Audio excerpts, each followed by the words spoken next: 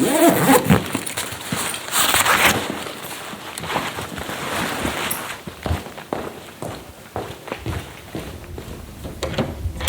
morning, Commander. The cooperative state has honored me with the supervision of your well-being. Get you back up to speed before our lives are on the line.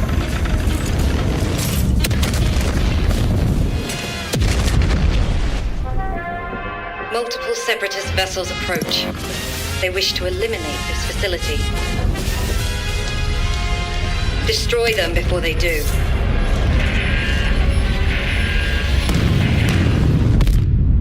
The days fly by when you love what you do.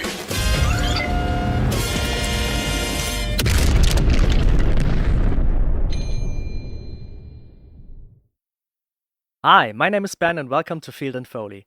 My guest this time is Torbjørn Svendsen, a freelance sound designer from Norway. You might have already seen him on YouTube as I briefly held an interview at Gamescom last year with him. So today we catch up about his work on the wonderfully named video game Planetenverteidigungskanonenkommandant and whatever else I come up with. So, hi, welcome to the show. Hey, thanks for having me. The first question I have for you, because I've checked out your CV, of course, for the podcast, and I've seen that you worked as a salesperson for hi-fi equipment for a bit. And I want to know, do you have like a favorite customer interaction from that time? Something that stood out, was very funny, or I don't know, kind of weird? I have a lot. I worked there for like a year and a half, I think, like a part-time thing until I got actually into the industry here. But so as it's a hi-fi store, it's not a lot of like a lot of people there are really rich. So there's a lot of some famous people. So I met a few artists I really enjoy. And I got to help them out picking out their hi-fi setups and stuff, like Norwegian artists, which I've been a fan of, and that was really cool. And just helping people get equipment that I would never be able to afford myself. Just, this is good. And they asked me, what do you have at home? Yeah, no, don't worry about what I have. It's not... Yeah, that's all right. So that was my usual day-to-day there. Yeah, it was nice, but... making sounds myself is much cooler, of course. Yeah, of course. But no bad experience with sales at all? That's good. It was a sales job, so there's some customers that's always like hard to deal with or annoying, and the ones that come 5 minutes before they close, I just gotta grab a quick thing, and it takes half an hour. Yeah, okay. The regular sales things. So the usual sales things, yeah. And what I also want to talk about is because I visited Norway a while back. I visited a friend of mine who's a developer there. Oh. And so I was in Oslo, and we made a little family vacation out of that, and we visited Bergen, of course, because like it's the tourist spot. But like one of my most favorite moments in my life was the way back on this electric ship from Bergen through the fjords. And the nature there was just like the best nature I've ever seen. Like it was just absolutely magical. And because it was an electric boat, it had like almost no noise at all. So you could hear like the waterfalls coming down and just the water lapping. And it was just the absolute best. It's like I still think back to that experience, and it's just magical. I cannot say anything else other than magical. So I want to hear from you, how do you experience nature growing up in Norway there? Is it still for you, is it still something that's like awe-inspiring, these kinds of landscapes, or is it like you've always had that, you know? Yeah, it's been I grew up in the north, it's like pretty far up north. And so that's like the fjords all the time. So I grew up in like a small town with fjords and mountains and everything. So like before I moved from there, I was really like, hey, it's just nothing special. But after living in Oslo now for a few years, seven years, wow. Yeah, when I go back up there, it's like, it's really nice actually. I missed this. So it's like you get used to it. But when you are away from it for a while, you go back and then you really appreciate it a lot. At least for me. I can imagine. And anything else that people might not know about Norway? Because like it's always fun to talk with someone from another country and to hear like their experience. Something that you might have like picked up over the years, which is something that is different than maybe in the US or Germany or in other countries in Europe. It's not a known thing, but we're really quiet people and we don't talk to anyone ever. We like avoid sitting to other people on the bus at all costs, and we apparently are I don't have 100% fact check on this, but I think we're actually the country in the world who eats most pizza after Italy per capita. Oh, I didn't know that. And taco, and the second after Mexico per capita. So we don't like our own food. We eat pizza and taco. Pizza and taco. We love that shit. Yeah, it's good stuff. I mean, if it's good, yeah, it's good. Oh, that's good. I can just tell you from my experience, at least your candy bars are very superior than the German ones. Oh yeah. It's like I ate so much of that stuff. It was fattening to say the least. Yeah, but very enjoyable. Our chocolate is really good. I lived in the Liverpool for a year, and that's one of the main thing I missed. Like, this chocolate here, and okay, don't want to eat this. Yeah, I can agree. And even for me, I'm in the south of Germany, so I'm like near Austria and Swiss. Of course, Swiss chocolate is like world renowned for being like one of the best chocolates. But I must say, like it's the same quality in Norway, at least. So if you want to visit Norway to get the Swiss chocolate experience, you can get something similar or even better there. Yeah. Yeah. Switching over to sound, because you said like now working in sound is a lot more fun. What shaped your interest in sound in the first place, like in working at creating sounds yourself? I started playing drums at like early teens, I think. I started playing drums and were in bands with friends and stuff, and then ended up studying music in high school. And during that time, I found the FL Studio and learned to make my own electronic music, mainly dubstep and stuff. So my love for creating sounds and music started really there, making EDM and stuff. So doing that, I really enjoyed it, and then went on to studying more into music production stuff for a year here in Norway, and then I went to UK for a year to study sound technology. And that's kind of when I realized, okay, I really like tweaking sounds forever, and making the music stuff I'm not that good at it, but I can sit there and tweak kick drums and basses for hours on end. And I started like looking at, sound design is a thing I can do, and then got more and more into figuring out, sound design is a job I can try and do. That's awesome. So we had the same experience. I also learned that I'm not very musical, but I can tweak like a snare drum for a long time. Yeah. And get mad at it for not sounding good. That seems to be like a common thing for a lot of sound designers, like starting out with music and then ending up doing, sound design is a thing. Because you don't really know about sound design specifically. At least I didn't know that was a thing until I started doing it, kind of. Because people know about artists and music producers and stuff, but sound designers are like a hidden thing. Absolutely. I mean, and that's one of the goals of the podcast, to bring that also to people that maybe don't know about that and hear about the stories about their favorite games and movies and other like projects that involve sound, because there's such a vast field as well. When I first started going into it, I learned that there are so many different types of sound designers and sound artists. And then game audio, just like yourself, of course, at some point you get into game audio and you learn like, that's like a whole different beast, because it's all, it's not one track that plays always the same. It's like a system, a living thing. Yeah, and also I got a lot into recording, so I want to ask you as well, like, how much do you record your own material in your work? Are you using a lot of your own recordings, or are you mainly using like sound libraries and tweaking stuff? I really like to record my own stuff, so I do that whenever possible and when it makes sense to do it. Like, most of the time I don't, I need a jacket moving. I could look at libraries, but it's usually quicker and better to just record it myself, and it depends on where I am. Most of the time I'm at home, but some days of the week I'm out at the offices, like at Krillbite, where I work, or somewhere else, and then it's not really practical to start recording stuff. But I do it as much as I can, and when it's practical. And also not just for sounds, but also ambiences. Do you go out into the fjords and record them? Yeah, I would like to do that more. It's I live in the middle of Oslo, so there's not much ambient stuff to record here. It's like, it's some shitty city sounds, which never gets as good as you expect them to be. Like, yeah. This sounds really good here. I set up my mics and record for a bit and get home, check it out. Nah.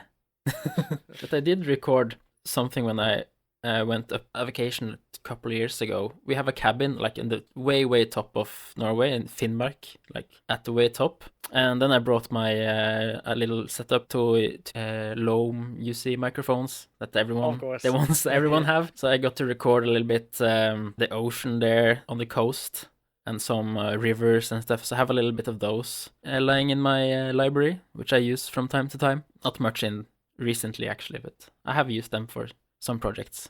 Nice. I would like to do more of it, for sure. Yeah, just like you mentioned, the city recordings, that is something that I've learned as well. Like, it is really hard to get a really good city ambience. Yeah. And I think one of the reasons is that we are used to also to like these composite soundscapes, right? It's like someone made a specific traffic sound and mixed it with like specific crowd sounds, crowd noises, and then maybe a siren in the background.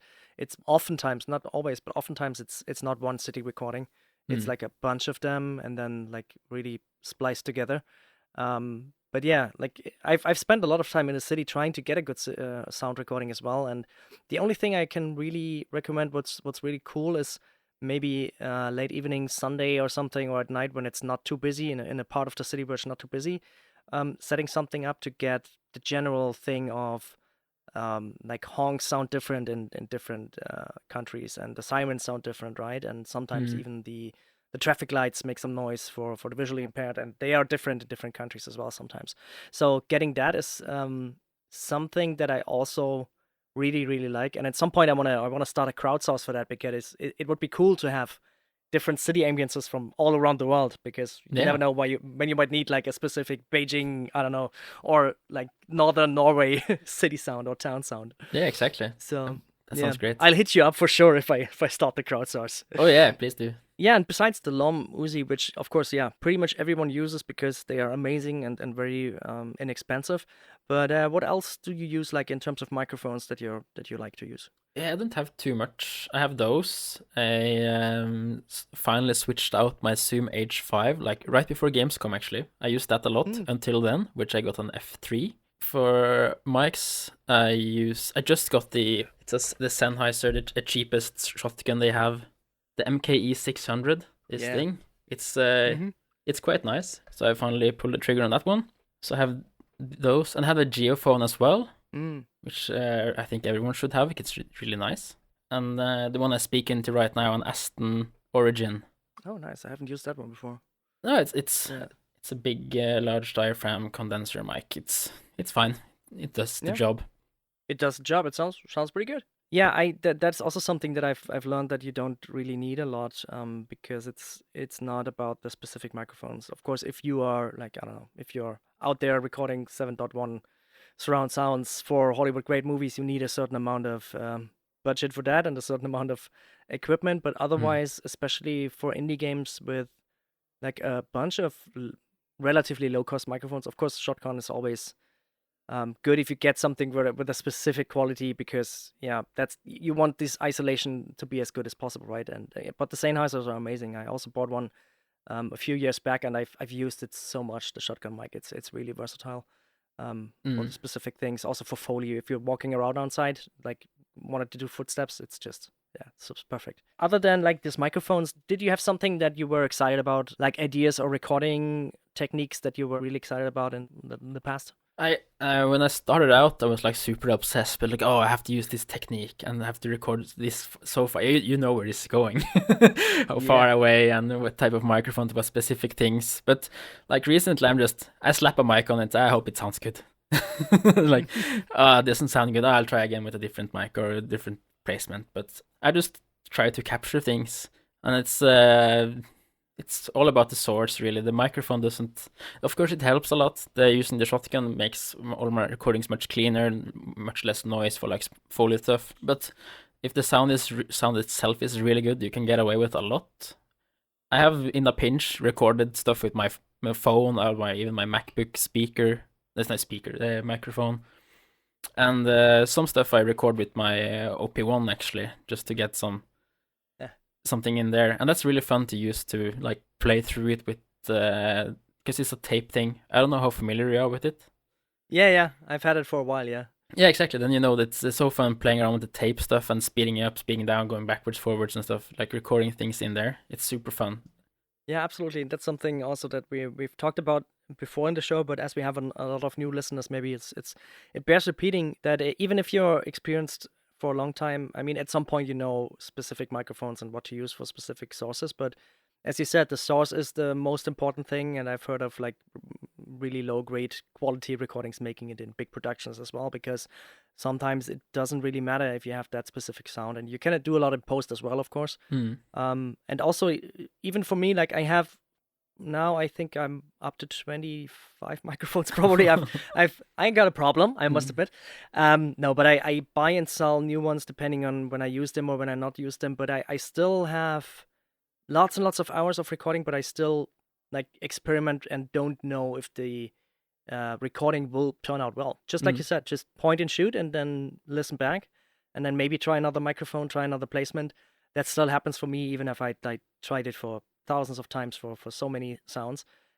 It's still the same, and I think that's also kind of the fun of the game, right? Because you're it's just a kid playing with stuff, making noise, banging against things, and at some point you get something nice out of that. Yeah, it's a lot of fun. It's a lot of fun to record stuff. You never know what you can get. Well, you can have educated guesses, of course, and expectations of what you can get. But sometimes you do something while recording, you drop something, or you hit the microphone in a weird way, and you listen back. But oh shit, that sounds really good, actually. A lot of unexpected things. When I got the geophone, I first started. I just kept recording and just put it on things, and it made this doom super hard bass hit. Yeah, you know, if you have played it around with it, so I just that sounds cool. I'll just do that on different things and got cool results. And I used those recordings in a lot of stuff. Yeah, exactly. For me as well. I used it on it was over an autobahn, and it was like a bridge with like a big metal railing. And it was a bit flimsy. It like wobbled in the wind a bit. So I just put it on there. And just like you said, the first hit already was like, oh shit, yeah, that's already a nice bass. And then like you just push your fist against the railing and make it wobble, and it sounds for like almost a minute. You have this like ringing sound in the geophone, which is really fun. Like contact microphones in general is something that I really, really like. If you haven't tried it yet, hydrophones I can really recommend. It's a lot of fun just putting them in ice and then thawing them and hearing the ice crack from inside. It's super fun. That sounds cool. I borrowed one from a friend a while ago. When I started out, I did a project for a while which had a lot of underwater stuff. Then I used the hydrophone to just play around and just get weird results, and it's fun. I need to get one. Yeah, absolutely. I can recommend you a good one if you want to. Yeah, please do. And let's go to the most exciting game name we've ever heard. Yeah. So the shorthand for it is PVVK, so Planetenverteidigungskanonenkommandant? Yeah. PVKK. PVKK. Ah, damn. Yeah, PVKK. A lot of people get it wrong already. Yeah, a lot of people get that wrong. Yeah. So my first question would be, how did you come to work on this project? Because as far as I understood, the main dev is from Germany, right? Yeah. The main team is Bip and Bits. They are the team behind it, and there's a lot of freelancers now. But when I was the first freelancer to join them, actually, 2 years ago now, and a friend of mine, Martin Kvale, he worked on Domekeeper, their previous game, and he let me know that they are looking for sound designer for the next thing. So he tips me of them, or tips them of me. So I did a sound design test for them. Me and a few others did the test, and they liked mine. So they hired me from that after just making some sounds for a video for them. Nice. So it's really lucky to get in there. Yeah, lucky break. That's cool. And I mean, it has certainly got some eyes on them, especially of course at Gamescom. We've seen like the big massive console, and if you haven't watched the video yet, check it out on YouTube. We have a little footage of showing the big machine that they brought with them, which is just crazy. Yeah. And I wanted to know, when you worked on that game first, it's a lot of we already talked about it, a lot of Foley stuff, of course. But what I want to know first is, what sound did you have like the most issue with, and how did you find then the solution to cracking it up? Yeah, the most issue. It's probably the cannon shot. It wasn't really an issue. It was more like getting it right. It took a lot of iterations and different methods and different styles to get it to really sit. So that's been the thing that's taken the most, the single things that's taken the longest to get right and do a lot of iterations and stuff on. And of course we have different ammunitions, so you have to make different shots for different ammunitions, and so there's another more of them. But it's also really fun to do as well, though. So I can just sit around and make a lot of explosions, which it's tiring. My ears are not too happy about that, but it's really fun. But so yeah, that's probably the thing that's been the most challenging on the project. To be honest, I was expecting that because it's like the main thing, right? It's like this big ass cannon that you see prominently in the trailer and also in the game. It's like that thing that like keeps your planet safe. But one other thing that we also like briefly touched upon on YouTube was you have a lot of Foley for like all these switches and buttons, and you mentioned that you wanted to feel all old and worn. So I wanted to ask you, like, how did you approach the Foley recording? Like, did you get like just stuff lying around the house, or did you like scour flea markets, which I sometimes do? Like when I'm at flea markets, I just push on things, and like if I hear some metallic ring, I was like, oh, I'm gonna get this for like $1 because it's gonna make a whole bunch of cool sounds. Yeah, I surprisingly have a lot of things at home that works. So I haven't really bought anything specific that I can think of right now. I bought because this needs to be in the game. So there's a lot of buttons and switches stuff. I have some synthesizers which have buttons and switches which I press and click around. And there's a lot of things that's buttons and switches that the source is not a button or a switch, but just something that kind of sounds like it, or it could be just clicks and movements of things. Like I have this Leatherman thing that you can open and close, and that's makes really nice metal sounds, and it's really different based on which tool you use. And just hitting a lot of metal things with other metal things.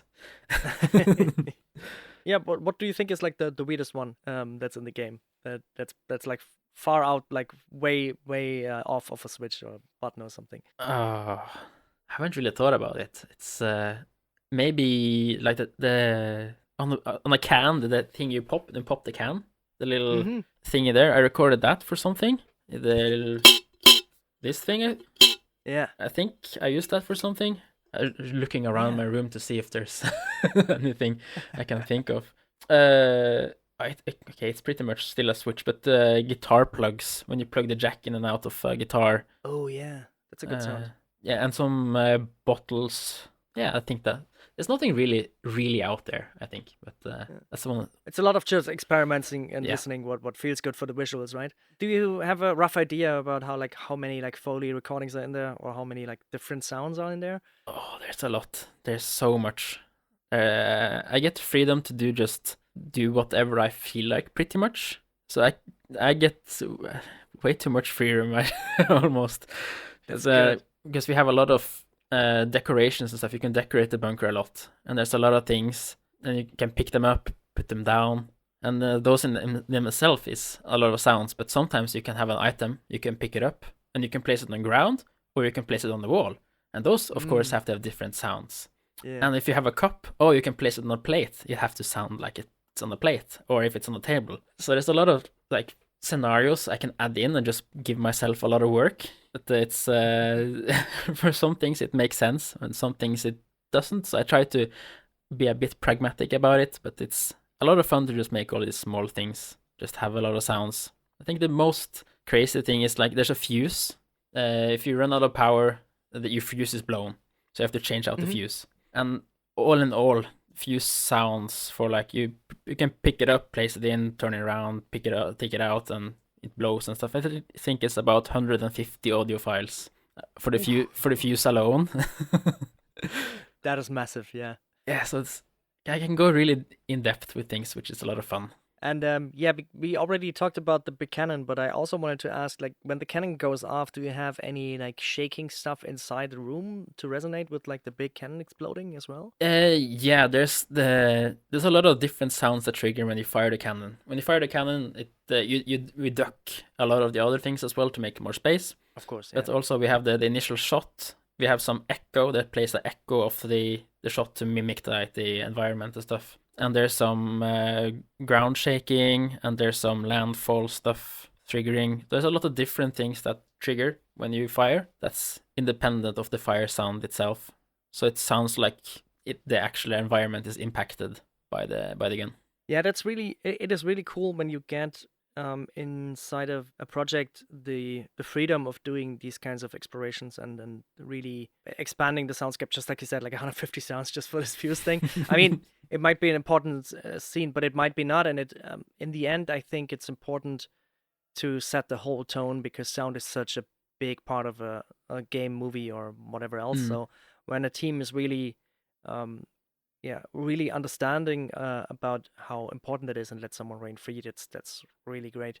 Anything maybe you can think of that you came up with where it's like, hey, I think this would be cool. Can we implement this feature? Yeah, there's a couple things, a couple I don't want to mention because it's can be spoilery. But one of the things is that we have an elevator that delivers items and stuff.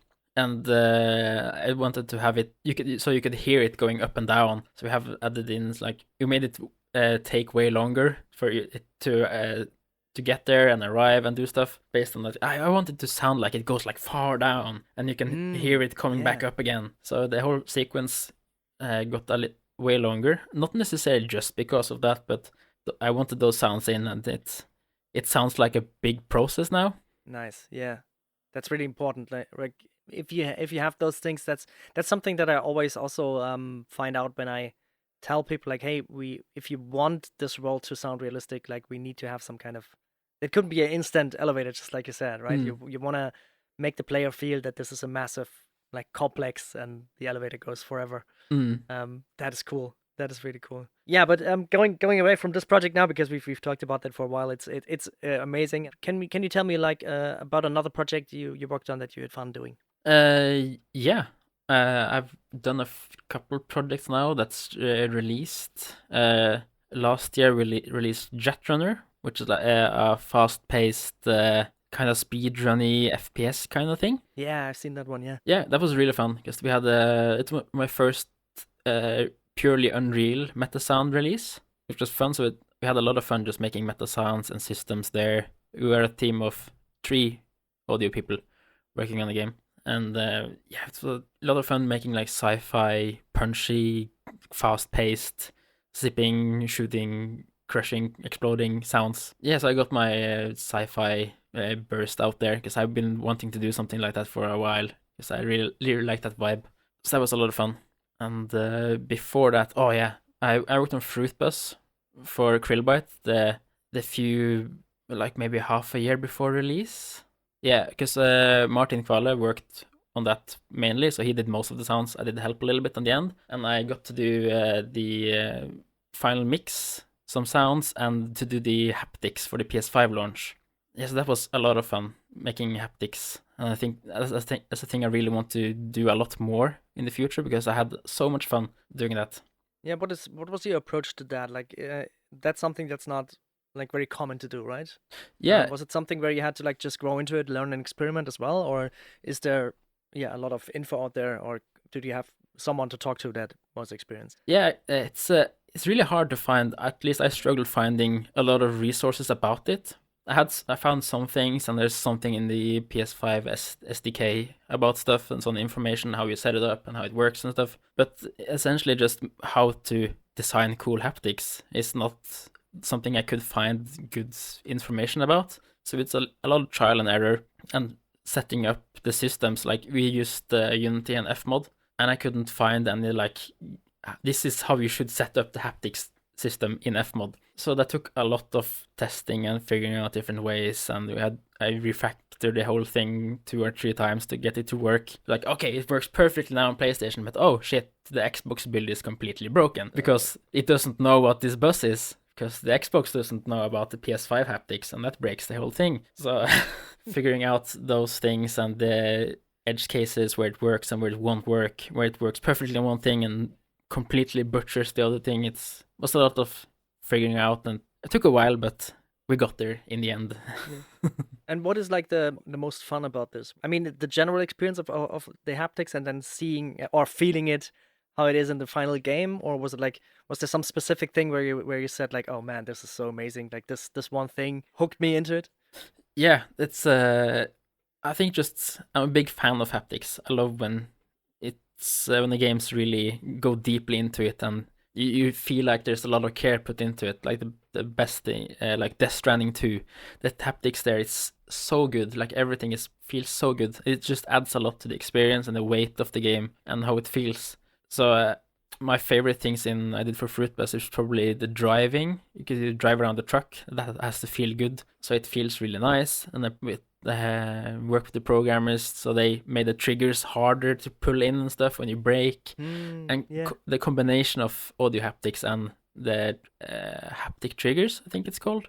Yeah, maybe. Yeah, combining those, or adaptive or something. One of those, I think. Yeah, just those combined just makes it feels so much more weighty and like you're actually doing things.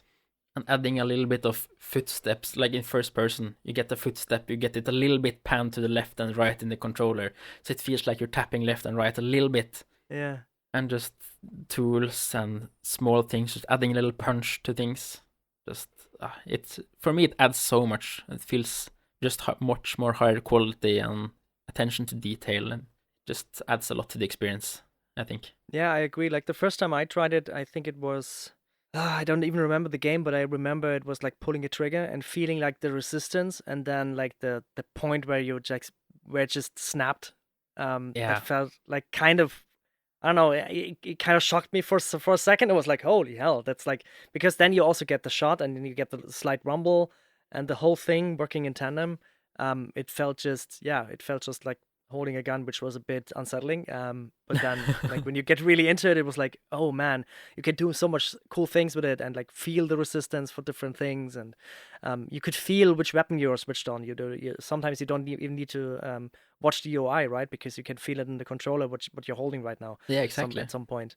Yeah, and that's a lot of fun. Yeah, that's something that I wish it would pair with like good VR stuff. That would be amazing, because for me, like VR, like the first time I was in Half-Life Alyx, I was playing that game so hard, like hours and hours on end. It was just the best experience for me. Like this was the first time I really, really enjoyed VR. Like I always liked it as a kind of trick, and as a kind of like, I don't know, like, oh, scary heights. It is fun. But the first time playing it on PC with Half-Life Alyx, and later on even with No Man's Sky, which I can, like, if you ever have a virtual reality headset set up, like try No Man's Sky. It's just the best. Like, and put a seat beside you so you can stand when you walk around on planet, and then when you go into the spaceship, you actually sit down. That's just crazy. Like I had my whole setup here for that, and then playing it in multiplayer. And yeah, the first time I started my ship there, I almost puked, because like I made my normal moves that I did in the ship, and it was in VR, and I sat on this seat and just, I don't know, it felt very, very, very harsh on my stomach, and it took me, I think, 3 or 4 evenings to really settle into this feeling. It was quite intense. Oh, yeah. Yeah, I've heard a lot about pairing haptics. Yeah, that would be really cool, just in the controllers there, because you have one for each hand. Exactly. I did play Alyx for a bit. I have a VR headset here. I really enjoyed it, but it's a lot to set up. And I could just play something else. So I have to have a lot of free time and just time to do it. And yeah, need to have time and just properly just get really into it, because it's way too easy for me to just, I'll just play another game of Dota or something else instead. Just firing up something nice and quick. Yeah, that's also the issue. Like you need a separate setup that you can leave there and just go in and play instantly. That would be preferable, and that's not really feasible for most people, at least of all, for the space, and then also like just like you said, for setting it up and doing everything. But yeah, let's hope the new one from Valve is even easier to set up. That would be nice. We don't get the Valve products here in Norway because we're not part of the EU. Oh, right. Oh, that's too bad. So you have to import that stuff? Yeah, and they're extremely expensive. I paid almost double price for my Steam Deck. Ooh. Oh, damn. I mean, it is a good thing, but double the price is, oof. Yeah, it's not... So sorry to hear that. Yeah, it's almost double the price, because you have to... I think they import it from like Sweden or something. And then they sell it here after those imported taxes and Oh man, so sorry to hear that. But yeah, but just like you said, working on games means you don't have that much time playing anyway, so... Yeah, I have time, but I have to like be picky about what I choose or not necessarily be picky, but it's when I sit for like so long in front of my computer all day working on games, it's much harder to just okay, I'll just continue sitting in front of my computer playing games. I've been much more of a console gamer after I started working on games. I used to be like hardcore PC only for so long, but now I'm like, I enjoy the couch. Yeah, Steam Deck couch. Yeah. Or a console. Yeah, I agree with that as well. It's like also this disconnect from work when you can really shut off work and say like playtime is a different room. Yeah, it helps. It helps for sure. Yeah. Yeah, speaking about your experience so far, do you have any learnings that you can give to new sound designers starting out? Something that you've learned, which is in hindsight very obvious, but you might not have known when you started out? I used to be like really, since I did go to like audio school and stuff, learn specific audio tasks or like how to do things. I did for a long time just, okay, this has to be in mono, this has to be like perfectly gain staged, and I have to EQ away the bass here and just do these super like, had like strict rules for my sounds and things to do, which like I've started to drop, which this might not be a good advice, but I started having more fun, and I think my sounds are better when I just stop being super strict about how sounds are supposed to be and how they're supposed to be mixed, how they're supposed to be made, instead of just like, I just want to make things and see how it goes. Experiment more with like, oh no, I can't use this. I can't have double things with sub in them, because that would be muddy, but not necessarily. So I think that's a weird, long, not cohesive advice. Maybe. No, I think that's a pretty good advice. That's something that I've learned as well, like not to be too strict and clinical about it, because you're not making, I don't know, a laboratory grade product that needs to stand up to testing. It's something that needs to feel good. And of course, if you put bass on everything, at some point it gets muddy, but that's something that you can really feel and you can hear. And also at some point you're gonna go into the mixing stage and really adjust stuff, right? So it's not like you're gonna have this thing in there forever. You can fix it later. But yeah, going with your gut and don't looking at curves and visuals, I think is very important as well, because I also used to have things like, oh, this transient doesn't look right, or this EQ shows me that it's all full of frequencies, but it sounds good. So if I start to cut stuff off, it doesn't feel good anymore. So this kind of disconnect, I started learning that as well, like after 2 years or something, that if I just ignore that and make fast decisions at first, then I get way more interesting sounds out of that. And then you can cut the fat, of course. Oh, yeah. So I think it's good advice. Yeah, it's really good advice. Yeah, thanks. I think, also just going hard on things, just go super hard on things and just scale back. Like if you're working on a project and you just, it's kind of, it can be hard, like if you make something and the client asks for, oh, I need more, give me more. It's sometimes harder to punch things up a bit. So if you start out like really hard, like pretty intense, it's easier to scale down, I think, instead of bringing things up. Like if you go really big and then like, oh, okay, calm down a bit here, and then take things down a notch. I think that's much easier to, personally, I think that's easier way to work. Yeah, that's a good advice as well. I recently had a project where I have to like design a sound for like 5 different stages. So like the uppermost one would be like the explosion, and like it should feel the most powerful, right? And so it was the same thing. I started with like the hardest thing and wanted to settle on like, hey, how do we want this one to feel? And then we scaled back for the other ones. And then these were too scaled back, so we had to turn it up again. But like finding that kind of that kind of intensity that you want to is and then scaling back is way easier, because otherwise I don't know, for me as well, it feels like a bit with photography, right? When you make a photo and it's too bright, then you cannot really get it darker, because at some point the information is lost. If it's too dark, you can brighten it up more easily. At least that's what I've heard from photography people. So they always tell me like, if it's too dark, it's not that big of a deal, but don't make it too bright. And I think the same goes for sounds. I have a feeling that sometimes the bigger one is always easier to cut back then, and then to maybe just EQ a bit for a lower version or something, or maybe just take out one layer or lower volume. But yeah, speaking about that, I had this experience recently where I had this sound, and it took me forever. Like I tried so many things and it just didn't click. And at some point it just worked. I don't know why, but I had this down phase where it's like, oh, I can't do anything right. I cannot get this to work. And then at some point it's just like, oh, I'm the best. It's amazing. The client loves it. So I wanted to ask you, how do you deal with these situations? Do you have like people where you can bounce ideas back and forth, or do you have any techniques where it's like, okay, I just go out and walk in the woods for an hour or something? Yeah, it's for me, it's been really different based on the clients. Oh, I guess that's normal. But I've been lucky that most of the time I work with people that's really easy to work with. I have had the few scenarios where it was like it's hard. You get feedback that doesn't really make sense to you because they don't really understand how you work or how sound work. But then I just try to just listen to what they do.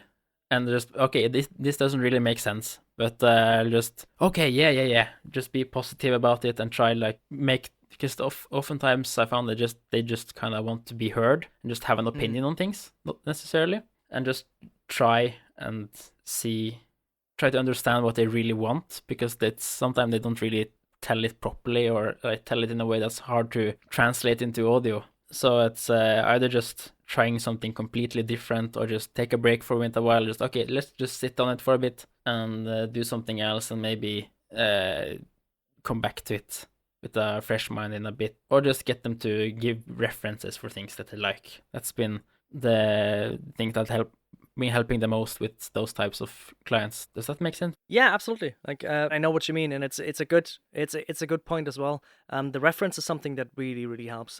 Fortunately, I had a client which gave me like amazing references. But on the other hand, like speaking of that, I had an experience once with the client, and it was an RTS game, and they wanted like a short attack sound for like a basic unit, and it was a like maybe let's say 200-300 millisecond sound, and I wanted to have like the story in that sound. And I tried to tell them that's like, you cannot really convey a lot. Like, of course you can convey if it's a heavy unit or a light unit, but you cannot put lore into a 200 millisecond sound. You can, of course, design group sounds, or you should maybe make it with like the voices when you control those units, but they weren't really like happy with that. They always wanted to have like, this sound should mean something. And we came to a point where we then checked out, like the reference was StarCraft 2, because of course that's one of the best ones. Yeah. And I showed him like a single unit sound in isolation, and then it was like, okay. Like, I mean, basically it's just a little click. It's just like a, I don't know, like it can't tell you that this is like the heritage of some kingdom somewhere. But yeah, that is sometimes, just like you said, sometimes it's very hard to convey what sounds can and what they can't do, and where they should be used to convey like kind of story.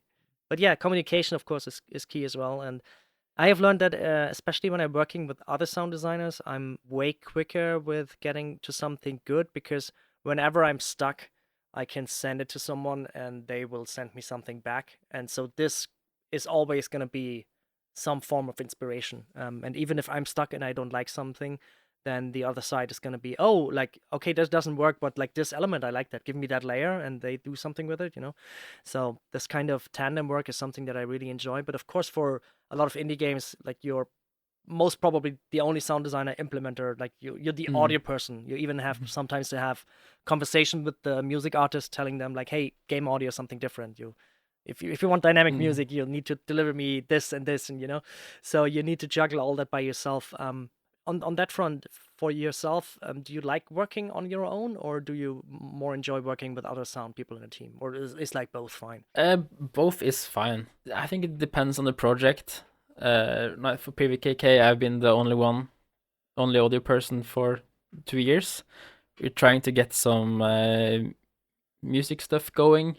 We're gonna have a radio channel and have some music there, so we're trying to figure out what's gonna be there. But other than that, I've been the only audio person there, and it's been fine. It's been good actually, because the team has so good ideas and so good feedback on my things, and they often put in some placeholder things when they make a new feature, a new weapon, or whatever they make. They add in often add in placeholders to convey their thoughts, which is really helpful. Nice. Because then, okay, this is kind of what they want, so I can go in this direction, or like they have a system set up already in a way, and I can improve or change it out or whatever, which has been nice. But also, as you said, for project, like on Jetrun, we were 3 people, and then we a lot of back and forth, and I have this idea for this ability, and like, oh, that's really cool, but what if you did this, and back and forth, and that's that can be a lot of fun as well. So I don't know if I prefer one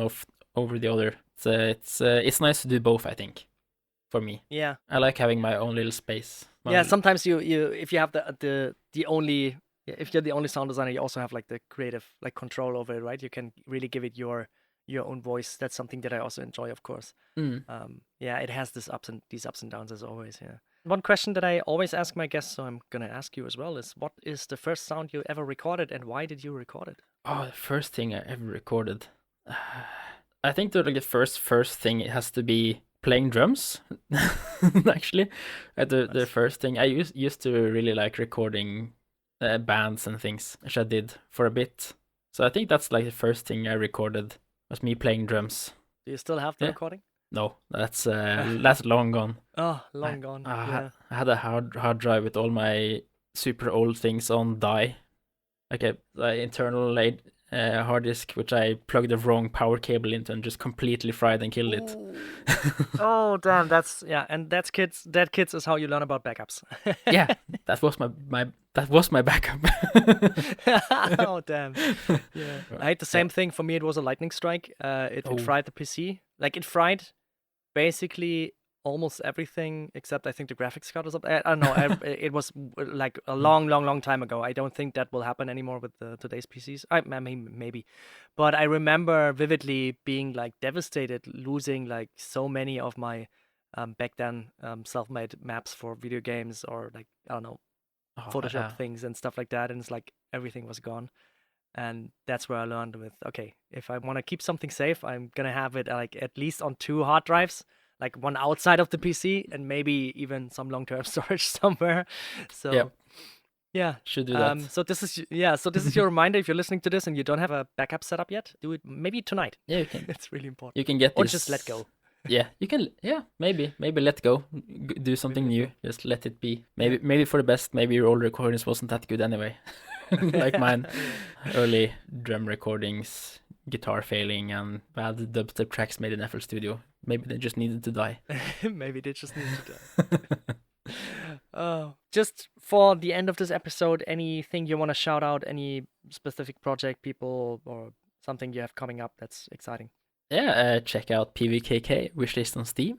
My other things are still secret for a while. I have some secret things coming, so I'll post about it when I can. But right now it's PVKK all the way. Follow us on everything. I think we're everywhere. So yeah, awesome. Check it out. Yeah, thanks again for your time, and I wish you a nice evening in the wonderful country of Norway. Thank you.